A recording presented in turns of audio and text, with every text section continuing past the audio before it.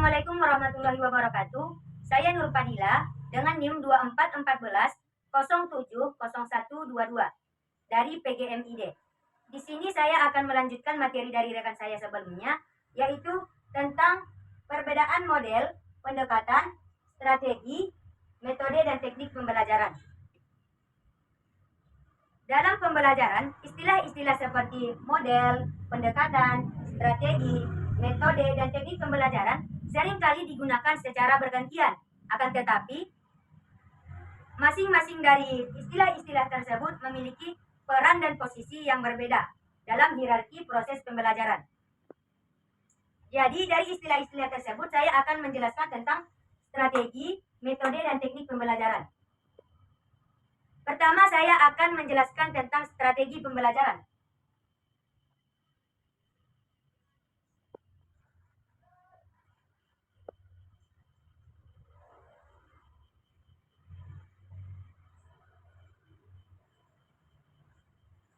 Seperti yang sama-sama kita ketahui, bahwasanya strategi pembelajaran tersebut secara bahasa, yaitu dalam bahasa Yunani, terdapat kata strategos,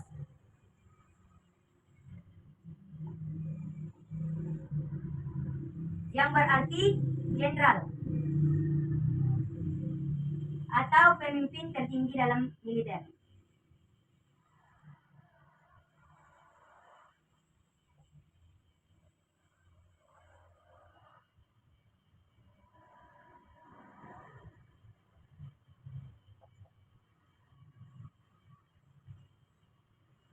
Istilah dari jenderal tersebut sesuai pada nama jenderal tersebut yang melekat pada namanya, yaitu pemimpin tertinggi dalam kemiliteran. Jadi istilah strategi ini seringkali atau identik digunakan pada dunia kemiliteran. Akan tetapi seiring berjalannya waktu, istilah dari strategi ini menyebar luas ke dalam konteks-konteks yang berbeda, seperti strategi-strategi pembelajaran tersebut. Istilah strategi ini berasal dari bahasa Latin, yaitu strategia, yang secara mendasar dapat diartikan sebagai seni merancang rencana untuk tujuan pembelajaran. Jadi dapat kita simpulkan bahwasanya strategi adalah rencana tindakan yang disusun untuk mencapai tujuan dari pembelajaran. Akan tetapi, strategi ini lebih spesifik daripada model, akan tetapi masih dalam level perencanaan. Adapun komponen-komponen dari strategi pembelajaran ini terdapat 3 komponen.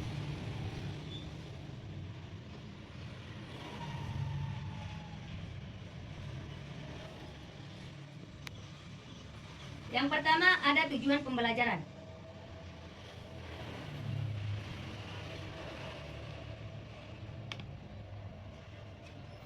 Yang kedua ada kegiatan belajar.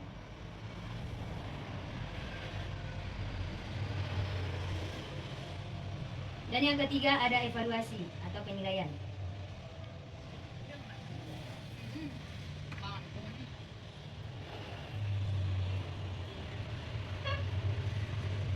Jadi yang pertama yaitu tentang tujuan pembelajaran, di mana pada tujuan pembelajaran ini terdapat target atau kompetensi yang didasarkan pada peserta didik untuk mencapai sebuah pembelajaran atau materi pembelajaran. Dan yang kedua yaitu kegiatan belajar, di mana pada kegiatan belajar ini terdapat interaksi di antara peserta didik, pendidik maupun suatu lingkungan dalam lingkungan peserta didik maupun pendidik tersebut. Dan yang ketiga yaitu ada penilaian atau evaluasi. Penilaian atau evaluasi ini dilakukan setelah terjadinya suatu proses pembelajaran tersebut. Selanjutnya yaitu contoh dari strategi.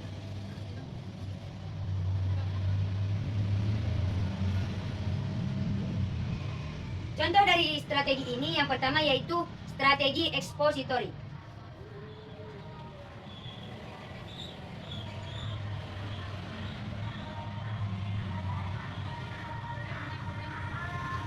Pada strategi ekspositori ini, strategi pembelajaran yang menekankan materi dari guru langsung dan kepada murid, di mana guru menerangkan dan murid mendengarkan materinya.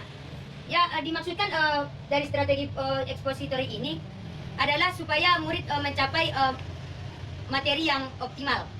Dan yang selanjutnya yaitu ada strategi inquiry.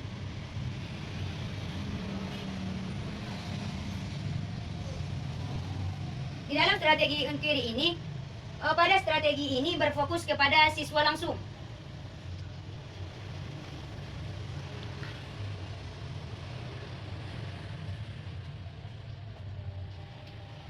Jadi pada pembelajaran ini difokuskan kepada siswa. Guru memfokuskan kepada siswa. Selanjutnya yaitu materi tentang metode.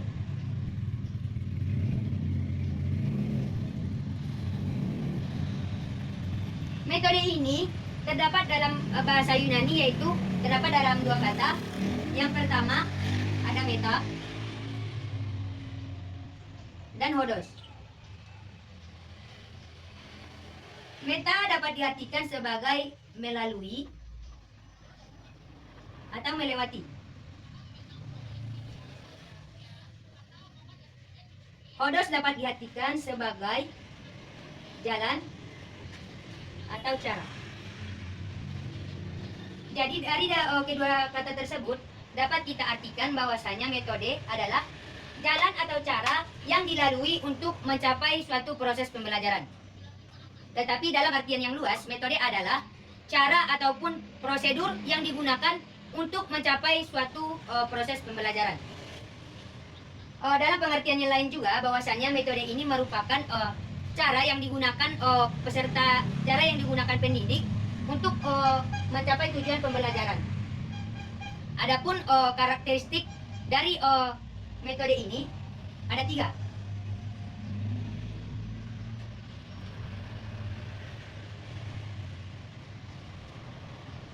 Yang pertama yaitu teknis,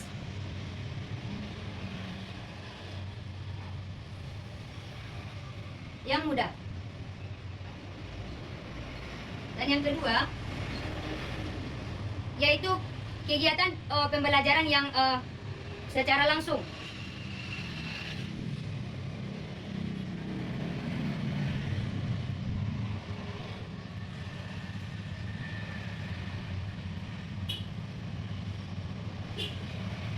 Dan yang ketiga yaitu metode yang beragam, yaitu mengikuti metode-metode yang digunakan oleh pendidik.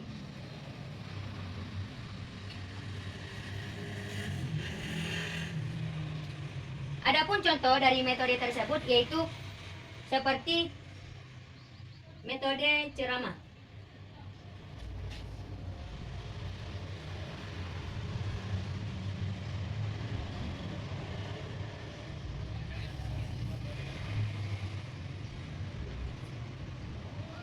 Metode ceramah ini adalah metode yang sangat ekonomis, yang sering dilakukan oleh pendidik dalam penerapan proses pembelajaran.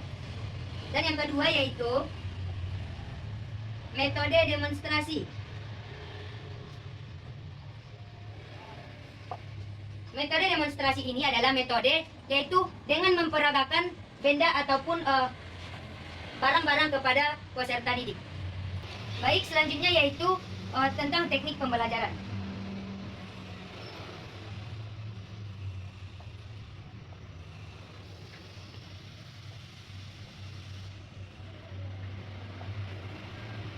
Pada teknik pembelajaran ini adalah tata cara ataupun langkah-langkah dalam menyampaikan suatu pembelajaran.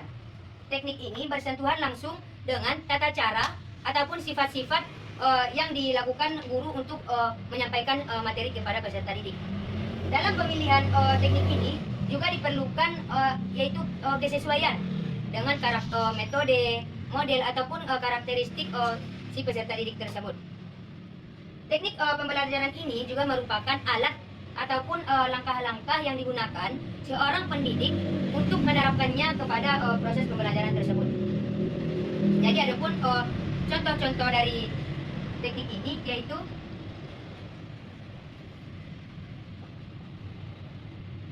yang pertama teknik role play atau teknik simulasi. Yang kedua yaitu tentang teknik diskusi.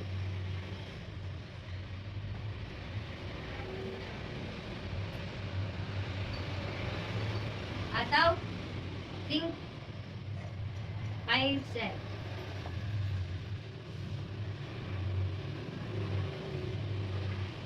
Dan selanjutnya yaitu tentang teknik partisipasi.